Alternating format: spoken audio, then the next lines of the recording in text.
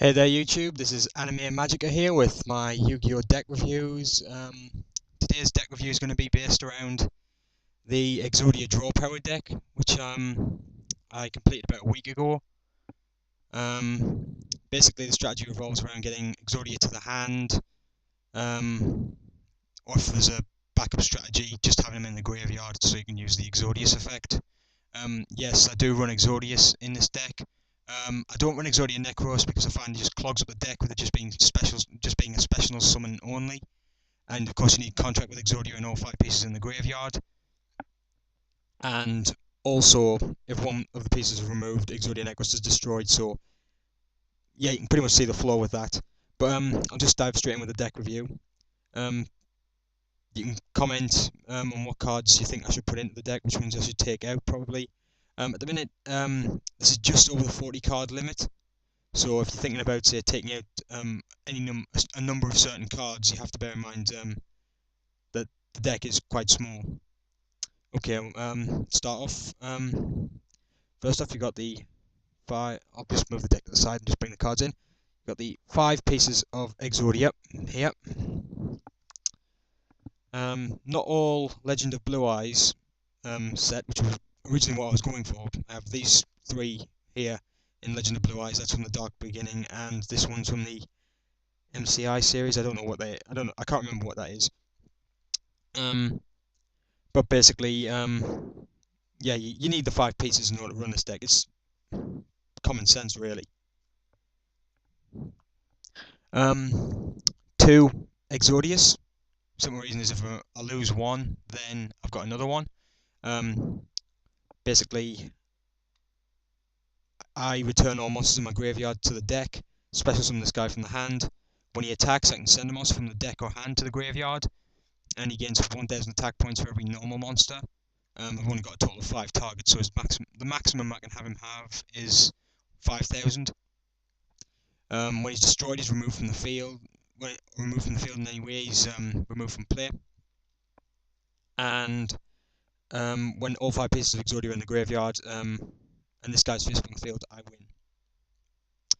Yeah, so you pretty much get the idea of having him in there. Just a backup in case I can't get Exodia to the hand. A Sangan, pretty much a staple for the deck here. You can't really have a deck without Sangan. A Morphin Jar.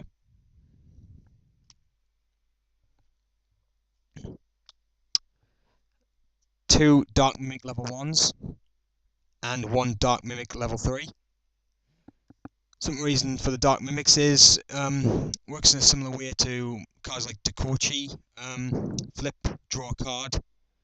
Dark Mimic, when it's destroyed by a result of battle, I get to draw a card, but it's special summoned. If it's special summoned by the Dark Mimic's effect, then I get to draw 2 cards instead of just the 1. That's rarely happened in the test runs I've done with this deck. I haven't been able to test it at tournaments yet, but yeah. So they're just mainly for draw power, these 3. Most of the monsters that I have in this deck just to draw cards. Skill Angel's a perfect example. Same effect as Dark Mimic, really. Set it face down, flip face up, and I get a draw card. 2 Deslocudas. I would have swapped these out for 2 Dekochis, but I only have these. I don't have any Dekochi cards. I foolishly traded all my Rise of Destiny card sets when I was just trying to search for the creator, but it doesn't really help. Anyway, I've got these 2. They were just lying about, and it was 2 cards to go towards the 40. Also, they're reusable effects. Dekochi you can only use once with his draw effect. With those guys, you can use them over and over, but the defense is pretty... I don't know how people would say it. Crap, lame, shit. Especially with it only being 600. Sorry. Anyway, I've got 2 Gale Lizards for simple bounce effect. I know it's only got 700 defense, but its effect's pretty much like a Grand Mole. Basically, when it's flip face up, you get to select a monster on the field and return it to the owner's hand. I would run a Grand Mole in this deck, but I've only got the 1, and that's an Elemental Hero deck. I still need to acquire a Grand Mole to go in this deck, but I've only got these in for now. Spirit Reaper and a Marshmallow.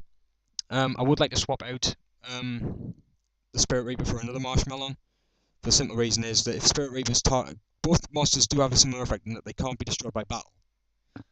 Spirit Reaper's a downer, considering any spell, trap, or monster effect that targets this thing instantly destroys it. Marshmallow, which is set face down, and it's attacked while in face down defense position, I can basically inflict 1,000 points of damage onto my opponent and it still stays face up in defense mode and can't be destroyed by battle. So basically, you have to utilize spells and traps to get to this guy, or some monster effects as well. I have a Karibo, just for damage reduction.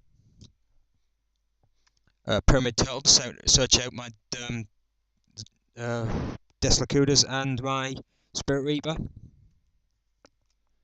of course, using Exodia so I can get all these cards back to the deck. And one Reign of Dark World. Pretty good considering he's a level 4 with 2,100 defense. Also, he's a normal monster, which gives a bit of a boost to Exodius. Depends on how you would look at it, really. On the spells now. A Pot of Avarice to get cards back into the deck and to draw 2 more. Dark Doorway, just for stalls. Basically, it makes them so only one monster can attack with each battle phase, really. Well, it's really like each player can only attack with one monster, so it's pretty handy if you've got if you want to build up a defense pretty fast, or just really just stall to get draws.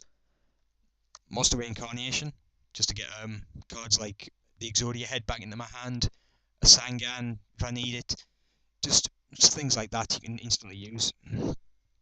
A Reload, just in case I've got a really bad hand, I can use this card, send all my cards back to the deck, shuffle and redraw. Hopefully I'll get something good. If not, then either way it's draw power stuff that I've really got in this deck, so it'll just be cards that'll just be able to be set face down as fodder, and then I'll get to draw cards.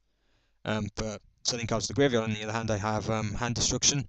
Basically, I can send 2 cards and then draw 2 more cards. It's pretty good for that effect. Again, for stalling, I have Swords Revealing Light. Just keeps my opponent off my back for 3 turns, but people do destroy it quite easily, considering it stays face up on the field. For that purpose, it's good to have other cards that can back it up. And make sure you use your time wisely with this deck. You can deck out pretty quickly if you're not too careful. Dark Core, just to get an opponent's monster off the field. Good thing about that is it's not really a destruction card, so cards like Stardust and things that would negate destruction really can. Basically, that card just makes that effect null and void, really. A Mystical Space Typhoon, just to get rid of an opponent's spell and trap card. Card destruction allows me to just send hands to the graveyard and redraw. Basically, quite good if I want to just get. Say I have 4 pieces in the graveyard, I have an Exodius face up, send all 4 pieces to the graveyard, then attack with Exodius. That's game 1. I mean, that's what's happened to me during the tests, but have yet to test. Like I say, I have yet to test this deck in a full tournament. And I also have a Dark Factory of Mass Production, which just allows me to get some normal monsters back. So basically, I use this as targets for the Exodia pieces if they're sent to the graveyard via card destruction, hand destruction, morphing jar, that works thing. So just in case. For traps, defense draw. Basically, it's a damage blocker, and I get to draw a card with it. Legacy of Yanata.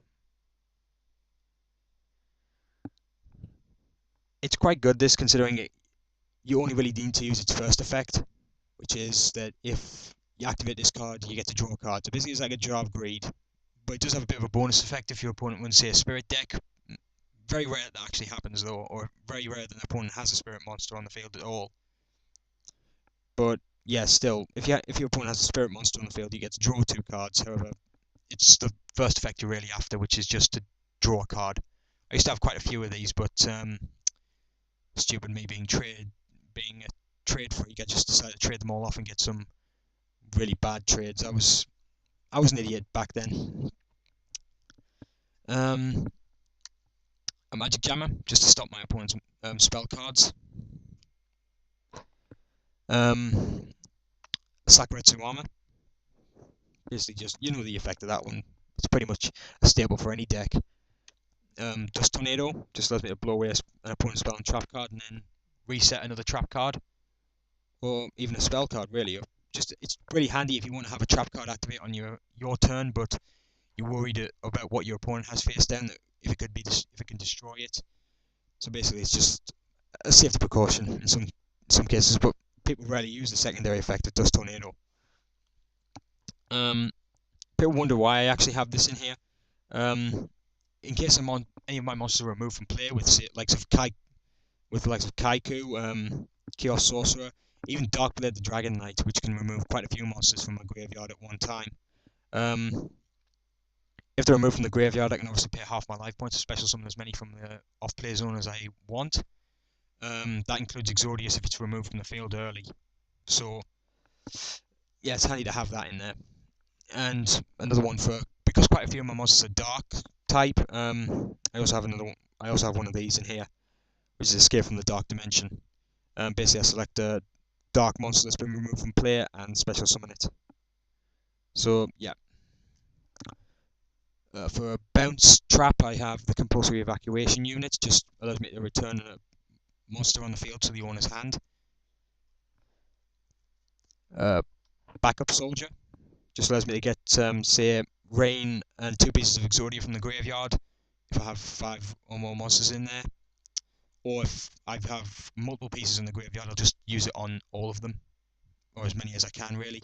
But like I say, I've got Dark Factory of Mass Production and Monster Reincarnation in here, so they're pretty good usage just to get them back, just to get Exodia straight to the hand from the graveyard, just in case you need to get a quick pickup. So yeah, there's that. Reckless Greed, I only have the one of these in this deck. I would like to put in some more, but at the minute I'm struggling to get a hold of these. Basically, you draw 2 cards, you skip your next 2 draw phases. So it's quite handy if you've got cards that allow you to draw from the deck, like the Dark Mimics, because they can basically cover up your draw phases pretty quickly.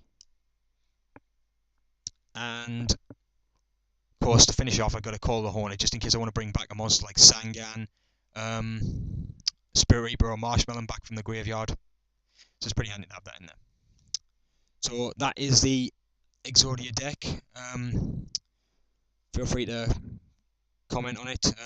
Advise me on what cards I should take out and put in. In my opinion, this deck seems pretty much okay. There's no real problem with it. But like I say, I have yet a chance to test it. I might post up another review based around its performance, and if any changes are made. So, yeah. Next deck review I'll be doing is another one of my decks, which will be, I think I'll give the Dark Magician one a bit of a bash next time. Or it might be the Dragons. I don't know. I'll go through all the decks and I'll just post up all the videos. This will be the first review though, but yeah. So like I say, comment, rate. You can subscribe if you like. I'm not too bothered really. But yeah, thanks for your time, and hope you enjoyed the deck. See you later.